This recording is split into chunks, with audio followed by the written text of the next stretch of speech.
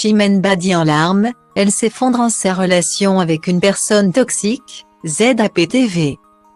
De retour avec un nouvel album, Chimène Badi aborde la vie de façon plus sereine et bienveillante qu'il y a quelques années.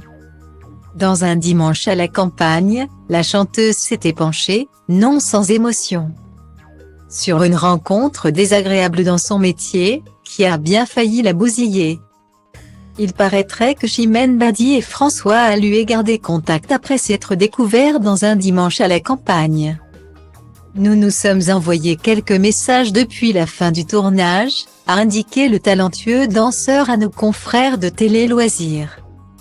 Il faut dire que les deux invités de Frédéric Lopé, Michel Bougenat et le troisième larron, se sont trouvés plusieurs points communs lors de ce week-end champêtre, la passion pour la danse et une période sombre au cours de laquelle tous deux ont connu des troubles alimentaires.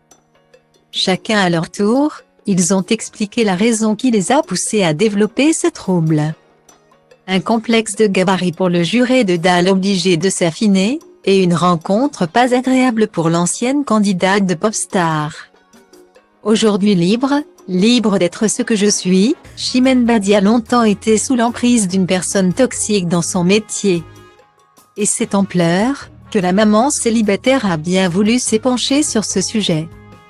C'est rencontrer quelqu'un qui va vous bousiller, qui va bousiller votre carrière, votre mental, votre personne, et qui va un peu faire de vous un pantin, analyse-t-elle. D'être émolo dans sa voix écorchée. Et de poursuivre, c'est ça, c'est rencontrer une personne qui va bouleverser votre vie. Mais pas le bon sens. Bien entouré, notamment de son père, et armé d'une volonté de faire. L'interprète de Entre nous a réussi à sortir plus forte de cette mauvaise expérience. Ses larmes ont chamboulé ses colocataires, à commencer par François Allu, forcément pas insensible à ce parcours d'obstacles.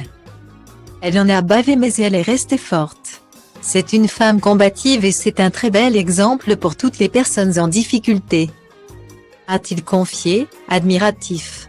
Lui, qui consulte un psy depuis 7 ans, saura se servir de ce témoignage poignant.